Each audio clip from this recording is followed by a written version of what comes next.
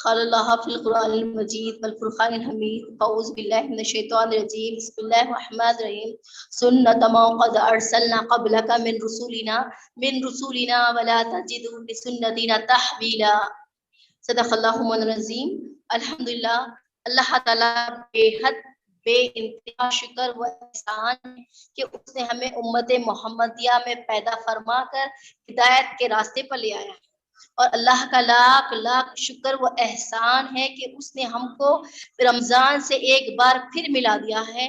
ماہ رمضان کیا چیز ہے، اور ماہ رمضان ہم سے بار بار ملاقات کرتا ہے، بار بار ہم کو ٹرین کرتا ہے۔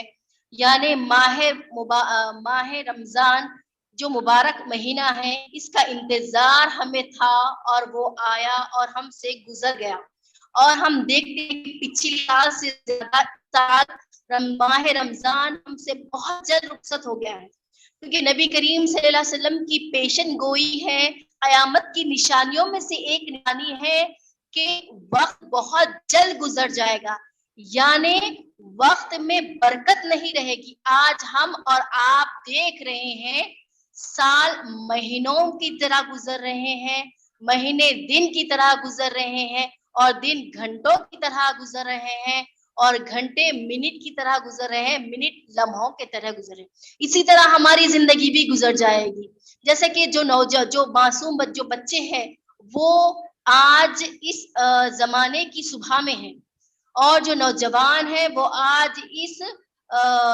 زمانے کی دوپہر میں ہیں، اور جو اسی طرح جو ضعیف ہے وہ آج اس زمانے کی شام میں ہے۔ ہم دیکھ رہے ہیں رمضان شریف آ رہا ہے، اور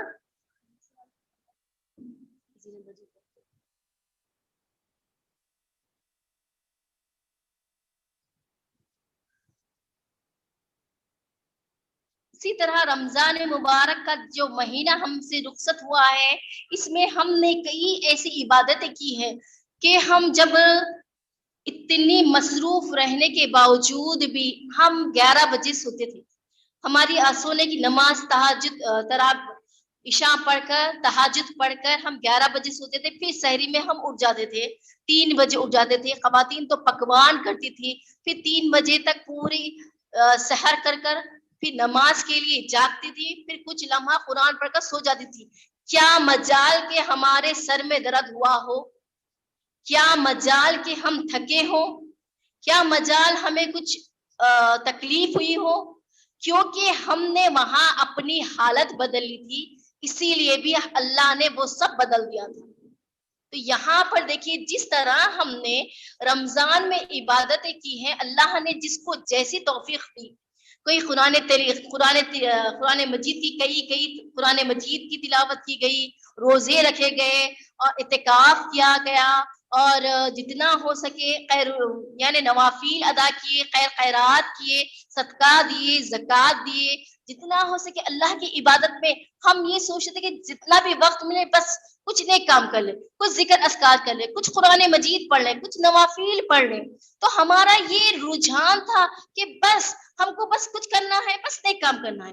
ہم اس دوران اپنی آنکھوں کی حفاظت کیے، اپنی کانوں کی حفاظت کیے، اپنے دلوں کی حفاظت کیے، حتیٰ کہ اپنی تنہائی کو ہم نے پاک رکھا، حتیٰ کہ اپنی سوچ کو پاک رکھا، حتیٰ کہ ہم نے ایک دوسرے کے لیے بھلائی کی، یعنی آپ کے پاس جو پکتا تھا کسی اور کو بیچتے تھے، کسی اور کے پاس جو پکتا تھا آپ کو بیچتے تھے، حتیٰ کہ افطاری ہم کو پتا تھا سب کے گھر میں افطاری ہے، لیکن ہم نے وہاں پر بھی افطاری دوسروں کو تقسیم کی۔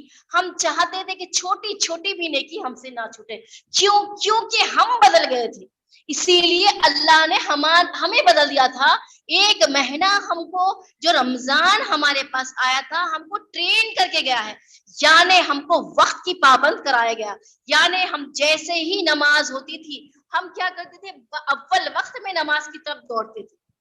جیسے ہی ہم کو وقت ملتا تھا ہم نکال لیے کہ اتنا وقت نماز کے لیے، اتنا وقت قرآن کے لیے، اتنا وقت کچن کے لیے، اتنا وقت پھر ذکر اذکار کے لیے، کیونکہ ہم کو رمضان ٹرین کر کے گیا ہے کہ وقت ایسا گزارنا چاہیے، اور یہ بتایا گیا ہے کہ نماز کو اس طرح سے پڑھنا چاہیے۔ ہم نماز کس طرح سے پڑھے؟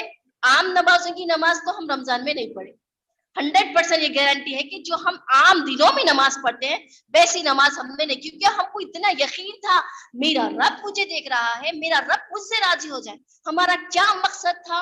ये रोजे रहना, ये तहज्जुद पढ़ना, ये कुरान पढ़ना, ये इबादतें करना, हमारा मकसद सिर्फ ये था कि मैं इतना पढ़ी नहीं कि बस मेरा रब मुझसे राजी हो जाए। हमारा मकसद ये था कि मेरा रब मुझसे राजी हो जाए और मुझे इतना मौका मिले, क्या पता आखिरी रमजान, अब ये रमजान के बाद मुझे वो रमजान मिले ना मिले, हम ये समझ कर इबादत करें। तो क्या भाई, हम आज जिंदा है, पता है नहीं कि हम कल जिंदा रहेंगे, तो वैसे ही गुजारिए ना कि आज हम इबादत जिस तरह से करें, क्या पता कल हमें मौका मिले या ना मिले। हम ये सोच कर रमजान गुजारे थे और अपनी हालत को बदल ली, तो बेशक मेरे रब ने भी हमारी हालत बदल दी थी। अब देखिए, जितनी भी हमने नमाजें पढ़ी, तहज्जुद पढ़ी, इबादतें करी, जितनी इबादत करी, उस पर लोग बहुत इतरा रहे थे कि हमने इतनी इबादतें करी, हम तहज्जुद पढ़े। अरे हम कौन होते पढ़ने वाले?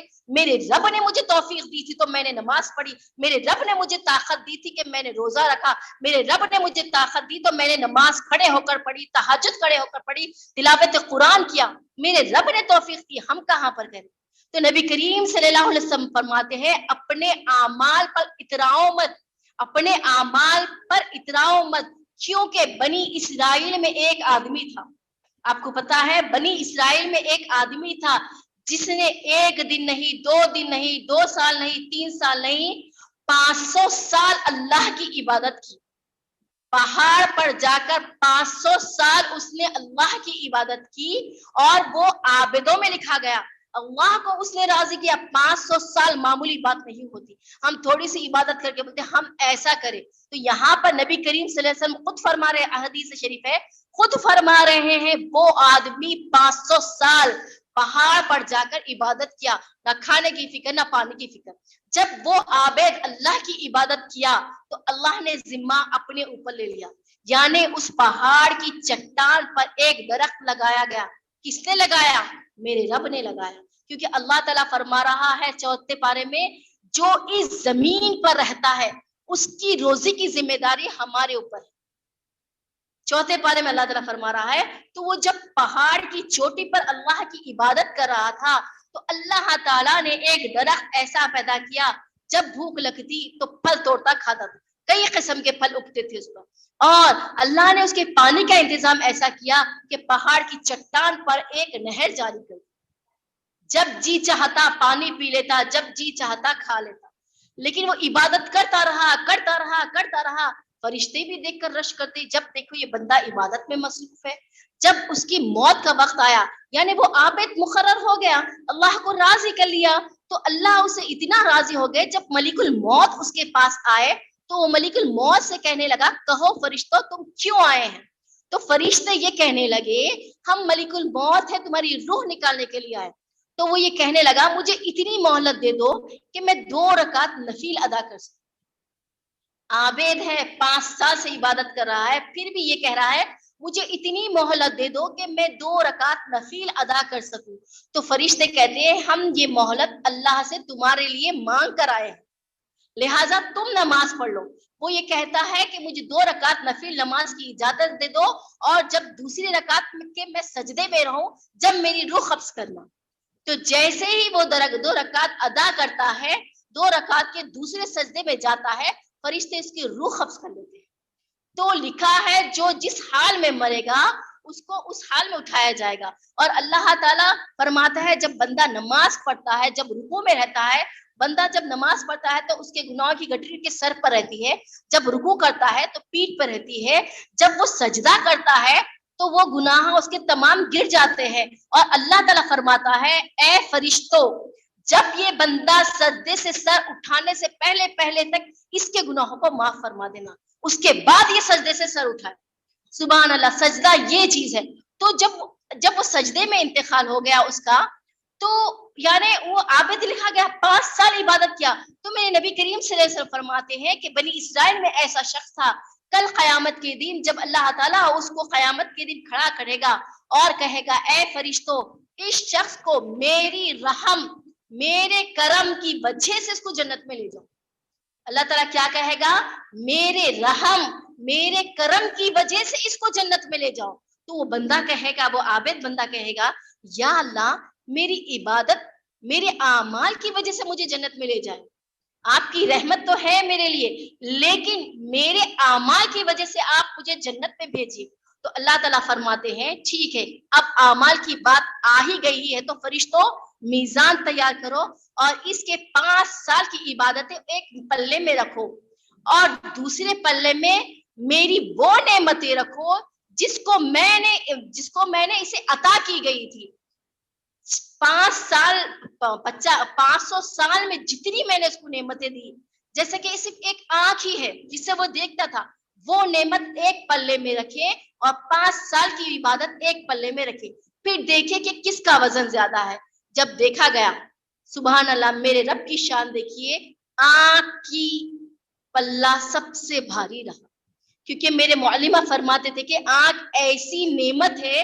ایک شخص اتنا امیر لکھ پتی کروڑ پتی تھا, لیکن وہ جب سوتا تو کوئی ایک اس کے آنکھ بند کرتے تھے, جب وہ جاگنا چاہتا تھا تو کوئی آنکھ اس کے کھولتے تھے, یعنی پلک جھپکانے کی اس کے اندر طاقت نہیں تھی.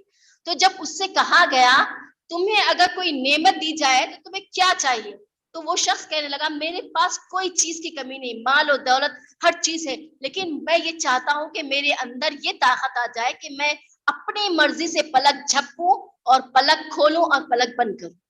آج ہم پلک جھپک رہے ہیں, کھول رہے ہیں, میرے رب کا شکر ہے, احسان عظیم ہے. یہ تو ایک آنکھ کی بات ہوئی, ایک آنکھ کی جب اللہ نے بات رکھی تو آنکھ کا پلہ سب سے بھاری ہو گیا. اب وہ عابد پریشان ہو گیا. اب فرماتے ہیں اللہ تعالیٰ, جب میں میری رحمت کی وجہ سے, اب میری عدل کی وجہ سے ہے, اب اس کو دوزخ میں لے جائے, اب اس کو دوزخ میں لے جائے. ازا ہو رہی ہے, ازا کا جواب دی.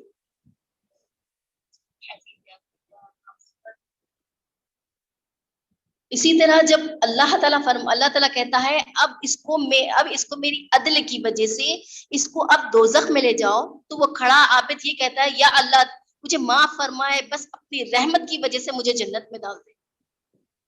تو پھر فرشتے اس کو جنت میں ڈالتے ہیں. تو نبی کریم صلی اللہ علیہ وسلم فرماتے ہیں 500 سال کی عبادت کہاں اور ہماری معمولی سی عبادت کہاں ہے.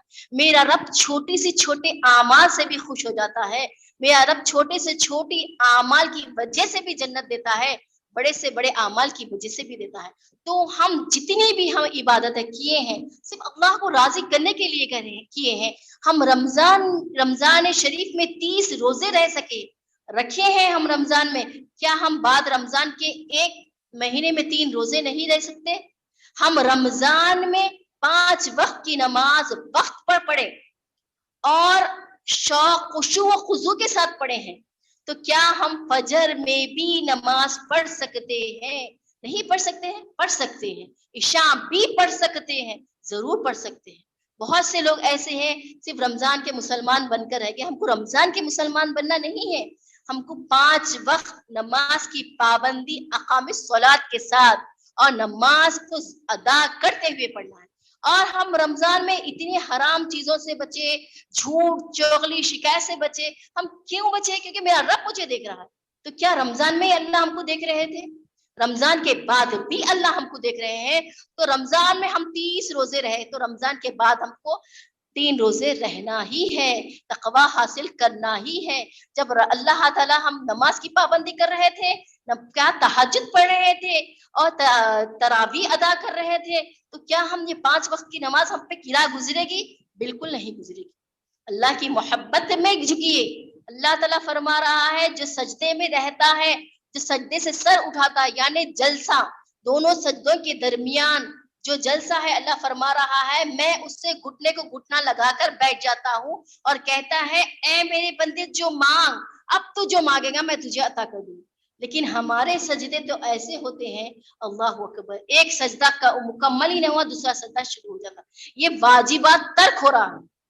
تو ہم کو جتنا ہو سکے, جیسا ہم رمضان میں بچے ہیں ویسا ہی ہم کو عام دنوں میں بچنا ہے, ویسے ہی نہیں, اس کے جیسی عبادت کرنا ہے اور اللہ کا تقرب, اللہ کا قرب حاصل کرنا ہے. اور رمضان کی جتنی ہماری عبادت ہوئی اس کو ضائع کرنا ہم کو نہیں ہے. وہ سب سے بڑا بیوقوف ہے جو اپنی عبادتوں کو ضائع کرتا ہے. دکھاوے کی عبادت، میں اتنا کر لیا نا بس ختم نہیں، ہم کو اور اس سے زیادہ عبادت کرنا ہے، اللہ کے قریب اور ہونا ہے، دعائیں کرنا ہے، گر گرانا ہے، ہم بھی نماز کے پابند بنیں گے، اپنے بچوں کو بھی نماز کے پابند بنائیں گے، اور صبر اور استقامت سے رہنا۔ صبر کے معنی یہ نہیں کہ کوئی مشکل آ گئی آپ پریشان ہو گئے اس پہ صبر کریں، نہیں، صبر کے 3 درجے ہیں، ایک